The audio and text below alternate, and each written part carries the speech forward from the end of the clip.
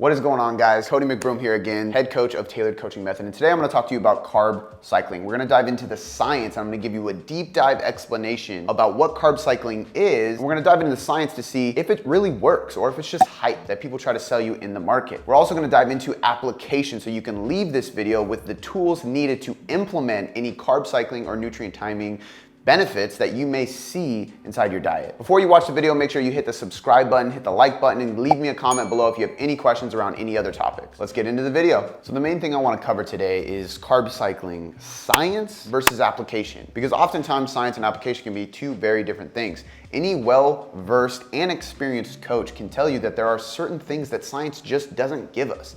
But they will also tell you that they always go to science first to try to prove any methods, tools, strategies, or points that they have and they use with their clients. So it's important to not only rely on science, and it's definitely important to not only rely on anecdote, but rather putting them together. And being a truly evidence-based coach means that you use your own anecdotal experience and you use scientific research and you put them together to get the client the best result possible. So what do we have first? We have to define what carb cycling actually is. And the basic premise is pretty simple. We have high carb days and we have low carb days. The cycling approach lets us undulate carbohydrate intake, which essentially just means we're waving up and down calories day to day. A more advanced approach would be having different ranges of carbohydrates. So we'd have a high day, a moderate day, and a low day. We'll get into the different variations of carb cycling, diet breaks, refeeds, periodization later in this video. But the main thing to realize is that carb cycling is simply bringing your carbs, therefore your calories, up and down throughout the days or weeks of the month.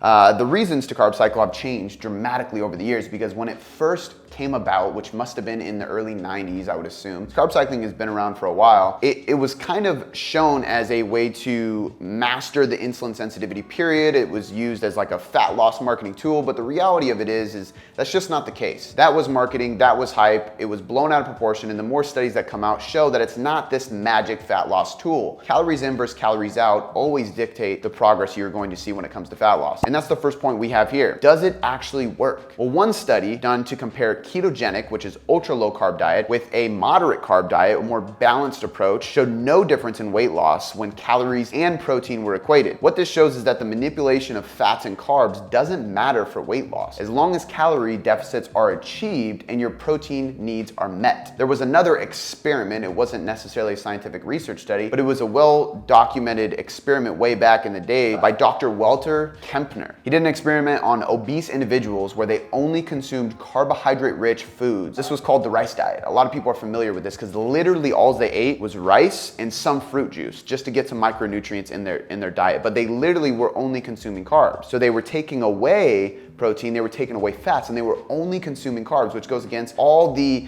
insulin gurus saying that insulin causes obesity. It goes against the grain of what everybody thought about high carb diets. And what they saw was an average weight loss of 141 pounds across the group, which means that a calorie deficit, whether it's all carbs, all protein, all fat, is going to work. Part of the reason why pseudoscience style diets like the carnivore diet are still going to work for fat loss, because you can easily create a calorie deficit with the carnivore diet. You remove a lot of things and it limits your possibility of going into a surplus. The third example, we have multiple studies that show an improvement in weight training, in the recovery from weight training in athletes when they utilize a carb cycling approach or a carb loading. The main significance that occurs here is when we increase carbs around the training day or around the training window, we see a faster replenishment of muscle glycogen, and that most likely leads to lower stress levels, improved muscle growth, and improved recovery rates. We also know that this helps mitigate cortisol. So if we are training really hard, we're also pushing stress hormones like cortisol, which we do not want chronically elevated. But if we intake carbohydrates, we spike insulin, which blunts the cortisol response because it has an inverse relationship, which I'm going to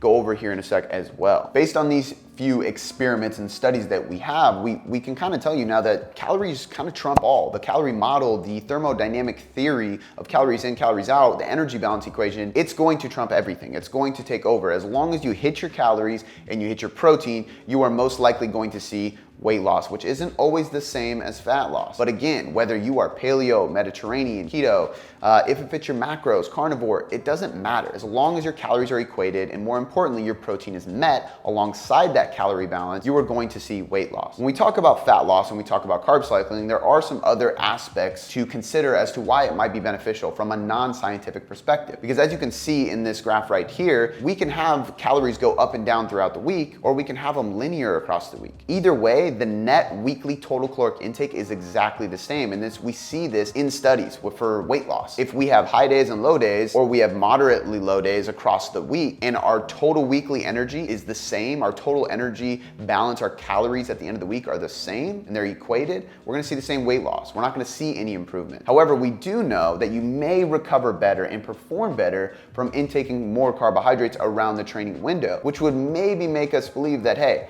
if we time our carbohydrates properly around those hard training days, we might see a benefit in performance, which has downstream effects on body composition. So why would we carb cycle? Let's get into those theoretical and those less scientifically proven strategies and reasons to actually implement some kind of carb cycling. And the first one is improved adherence. Adherence is simply the ability to stay consistent with your diet. This is one of the most fundamental, most important aspects of dieting in general. If you can't stick with the plan long term, it's not gonna work. It's not the right plan for you. So it's important to find something you can actually adhere to and you can stay consistent with. For some of the clients at Tailored Coaching Method, it works extremely well because they don't like having just moderately low days. A moderately low day is a small calorie deficit, but it's day after day after day after day, and it kind of withers away at you. Week 1, you might feel great. Week 2, you still feel pretty good. Week 3, you're feeling a little sore. Week 4, you're mentally fatigued from the diet. Week 5, the diet's really starting to fatigue you and you just want to give in to cravings. That can be difficult. But in a carb cycling approach, we have high days and low days, really low days. So now what we have is these high days that feel really good. They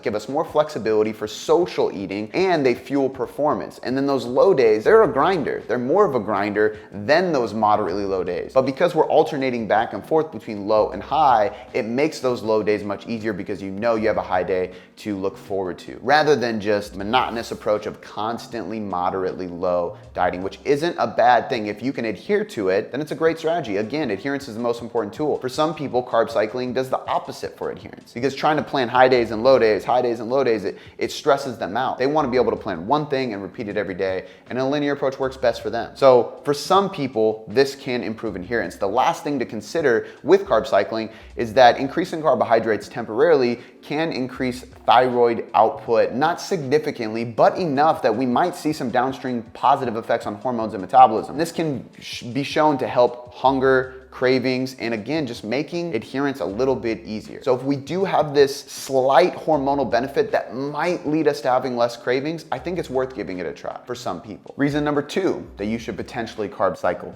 is going to be improved performance. This is something we briefly touched on previously. And this is somewhat debatable because having low carb days can actually cause under recovery if we're not smart with it, which would mean if I have a low carb day before a training day, because I'm going high low and I'm matching my high days with my training days, which is the most common way to carb cycle. If I have low calories today, but I train hard tomorrow morning, I might not fully replenish my glycogen levels in order to hit that training session in the morning. So although it might be beneficial if you're training in the evening, it might not be beneficial to carb cycle if you're training early in the morning or you're doing multiple sessions per day, which some athletes are. So although high days may refill glycogen and promote better energy in the gym, the low days may cause the exact opposite. And the net benefit is what we need to be looking at, depending on your workout timing, depending on how lean you are, because that's gonna determine how fast you replenish glycogen, or even if you need to replenish glycogen, because if you're not super lean or you're not training very hard, you might not even be depleting your glycogen in a training session. In fact, in one study, they showed that complete glycogen replenishment took 24 hours to achieve. What this means is that if you do train in the morning, it'd probably be smart to have carbs the day before. So your high days would actually be your off days, because now we know that overnight we're replenishing the glycogen that we ate from yesterday, and by this morning's workout, I'm gonna be fueled for that training session. If you train in the evening, it'd be the exact opposite. You can start your high carb day first thing in the morning, and by the time the evening arises, you're starting that replenishment process, which is gonna speed up recovery. In another study done on competitive bodybuilders, researchers showed that carb loading the day prior to a competition increased muscle girth and thickness. which led judges to be favorable in their scoring. Now, I know this is an aesthetic result that we see from this study, and it's a really cool study. It's fascinating that they studied these bodybuilders intaking carbohydrates and loading those carbohydrates the day before competition. But what we know is that if we have more muscle thickness and muscle girth, we most likely are tapping out our muscle glycogen stores. We're most likely filling up those muscle bellies more with glycogen. And what is the muscle's primary fuel? Glycogen. So we have this study that shows a aesthetic benefit, but that aesthetic benefit may also lead to improved performance based on the fact that improved girth of the muscle, expanding the muscle of glycogen, will lead to better performance and recovery and hydration of that muscle during training. The third reason we may want to carb cycle is increasing muscle mass. And this is a common one. People want to build muscle, they want to use more carbs because more carbs typically equal more muscle. If we eat more carbs, we have more fuel. If we have more fuel, we can train a little bit harder and a little bit more. If we train harder and more, we have more volume. More volume leads to more muscle. Theoretically speaking, it makes sense to say that more carbs equals more muscle. But we may actually want to have carbs every day instead of cycling them up and down if that's the case. The only time I would argue with that is if somebody's going with a lean gaining approach and they want to try to stay lean and they don't want to be in a surplus every single day, but they want a moderate surplus on the training days to implement this hypertrophic response that carb cycling may have. And in that case, it would be a smart decision. The other reason this might be beneficial is because insulin is spiked when carbohydrates are taken in, and insulin is an anabolic hormone. It's going to facilitate that energy storage, but it's also going to blunt the cortisol response.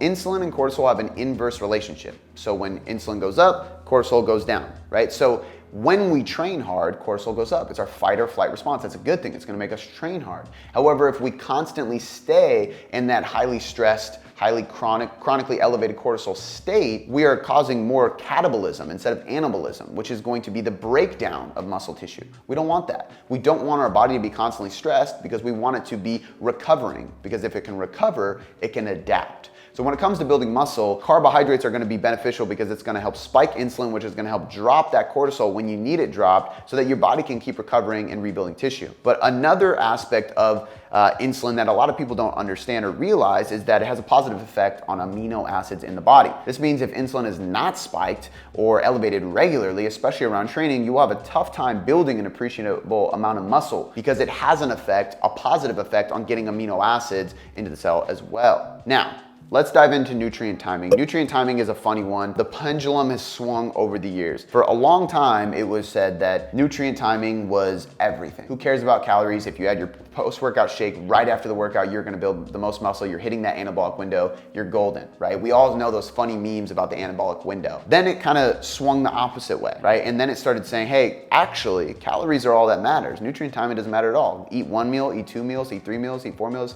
doesn't matter. Eat 1 hour, eat 4 hours after workout, doesn't matter, because calories in versus calories out is the only thing that matters. And then some years passed, more studies came out, chrononutrition became a thing, intra-workout carbohydrates started becoming popular again, and we started seeing more studies showing that there are favorable benefits to having frequent feedings of protein throughout the day, to timing your carbs around your workout, to potentially cycling your carbs up and down throughout the week or days of the month. Now we're kind of back on the other side of it being positive, and who knows, the pendulum might swing again. With Tailored Coaching Method, we kind of sit right in the middle, which I think is the safest spot to sit in anything. It makes sure that you're not being dogmatic, you're not having any one-sided approach, because there's applications for everything, and there's people that everything works best for, and there's times where you shouldn't concern yourself with it because it causes more detail, which causes more stress and complexity. But there's other times where this is very beneficial and we should consider nutrient timing. For example, improved energy, improved recovery, improved digestion, even adherence. So yes, calories are the main thing that matters, but if we don't create a nutrient timing or a meal timing plan that fits with your schedule, it's gonna be really hard for you to adhere to your total calories every day.